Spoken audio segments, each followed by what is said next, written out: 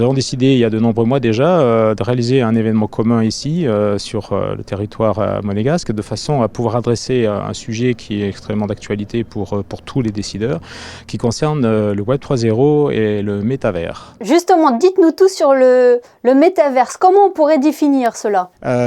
Imaginez que c'est une nouvelle révolution qui a déjà démarré en fait, qui est un monde immersif, persistant, avec lequel on interagit en temps réel, qui fera que quand vous irez sur Internet, vous n'irez plus sur Internet, vous irez dans Internet. Dans ces univers parallèles, capacité de jouer, évidemment depuis longtemps en fait, et il y a de nouveaux concepts qui apparaissent avec la capacité d'acheter, d'interagir avec les joueurs. Le dernier point dans les métavers, c'est effectivement comment gérer l'acquisition de biens. Parce que si c'est persistant, on veut acheter, voir des territoires, des biens immobiliers qui sont purement virtuels, mais aussi du coup utiliser des images du monde réel. Et là, on peut se poser la question, pour un gouvernement ou un État souverain, de pouvoir garder cette souveraineté sur les images d'un territoire, de construction immobilière, de biens.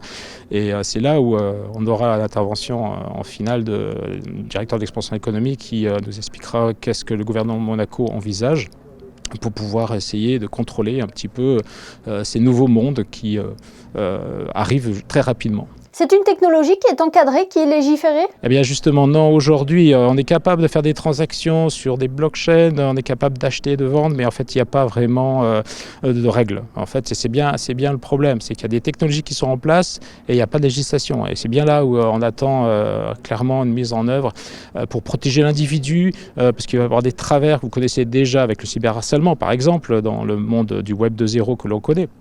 Donc il peut également y avoir des risques sur la privacy, la confidentialité des personnes dans ces univers-là. On va se projeter en trois dimensions, donc c'est un risque qui augmente de façon conséquente. Le métaverse, on en parle depuis un certain temps déjà. On s'était vu plutôt comme un sujet très geek. Pourquoi tout le monde en parle aujourd'hui? Les technologies évoluent très rapidement de nos jours et c'est de plus en plus fréquent d'avoir la capacité, grâce aux services que l'on peut avoir dans le cloud. Et puis quand on regarde des grandes industries comme Meta aujourd'hui aux US qui ont décidé d'investir des millions et des dizaines de millions, de démarrer très rapidement, en fait il ne faut pas se laisser prendre de cours, c'est une course en avant.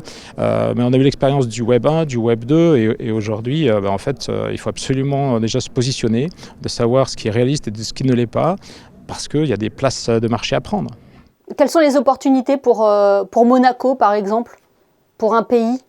Oh, il y en a beaucoup, surtout pour une place comme Monaco, dans la mesure où il y a énormément déjà de luxe qui sont mis en vente dans les boutiques réelles. Et ben, c'est d'imaginer ce même modèle dans le métaverse où des personnes avant de visiter, de pouvoir vraiment, vous allez aujourd'hui, j'imagine déjà sur Google Maps, quand vous voulez aller visiter, faire du tourisme, et bien là vous le ferez en 3 dimensions et pourrez même aller plus loin, à réaliser des actes d'achat en immersion totale et rentrer dans les boutiques de luxe. Donc la place monégasque est déjà extrêmement réputée pour son côté touristique, très attractif. Donc il faut absolument réguler ça dans le métaverse, contrôler, pour que l'État y tire ses bénéfices, et que les investissements qui sont réalisés permettent aussi aux petits commerçants, à la limite, d'exploiter des plateformes pour pouvoir aussi s'exposer. Ils n'auront pas forcément tous les moyens de pouvoir utiliser ces technologies-là. Donc il y a tout un travail de fond à mener pour légiférer, mais offrir des plateformes technologiques. Il y a énormément d'efforts qui ont déjà été faits à Monaco et c'est là où on peut gagner des parts de marché. C'est grâce à l'effort de digitalisation, d'avoir un cloud souverain, va permettre peut-être d'héberger des parties de ces métaverses qui ont besoin de s'appuyer de partout. C'est des gros challenges que tout le monde doit soulever. C'est un investissement d'avenir, Franck Chignard? C'est un investissement incontournable. C'est un paradigme shift. C'est vraiment un changement de technologie, d'univers et tout un chacun qui a pu voir Ready Player One ou Matrix se rend compte vraiment des dangers, des travers. Mais oui, effectivement. Bien, merci beaucoup Franck Chignard d'avoir été avec nous sur Monaco Info pour nous éclairer sur ce Web 3.0, le métaverse. Merci. Avec plaisir, merci à vous.